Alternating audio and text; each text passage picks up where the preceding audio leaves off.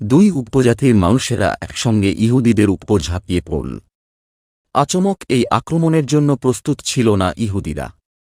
তারা আত্মরক্ষার জন্য পালিয়ে গেল হা নামে এক নির্জন প্রান্তরে।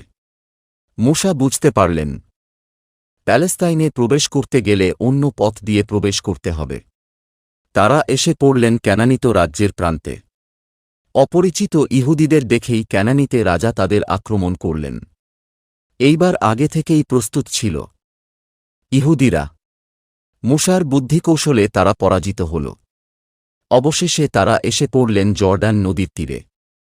নদীর ওপারে মায়ারের রাজ্য। সেই রাজ্য পার হলেই প্যালেস্তাইন। জর্ডানের তীরে এক উঁচু পাহাড়ের উপর উঠলেই দেখা যায় প্যালেস্তাইনের সবুজ প্রান্তর। এদিকে মূসাও উপস্থিত হয়ে উঠেছিলেন প্যালেস্তাইনের মাটিতে পা দেবার জন্য। এমন সময় আল্লাহর দৈববাণী শুনতে পেলেন, হে আমার প্রিয় ভক্ত, তোমার পৃথিবী ছাড়বার সময় হয়েছে, তুমি প্রস্তুত হও।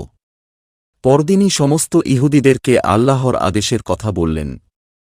সকলের সামনে সমস্ত দায়িত্বভার ত্যাগ করে যোশুয়ার উপর অর্পণ করলেন। সকলকে উপদেশ দিয়ে তিনি প্রার্থনায় বসলেন। বুঝতে পারলেন তার সময় শেষ হয়েছে।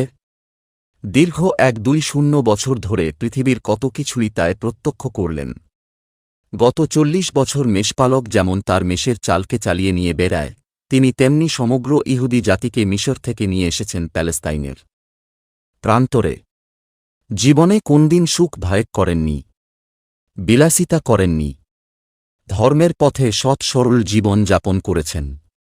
প্রতি মুহূর্তে নিপীড়িত ইহুদি জাতির প্রতি নিজের অন্তরের অকুণ্ঠ ভালোবাসা প্রকাশ করেছেন। তাদের নানান বিপদ থেকে রক্ষা করেছেন। এতদিনে তাঁর সব কাজ শেষ হল। নিচে ডিসক্রিপশনে প্রথম পর্ব ও দ্বিতীয় পর্বের লিঙ্ক দেওয়া আছে।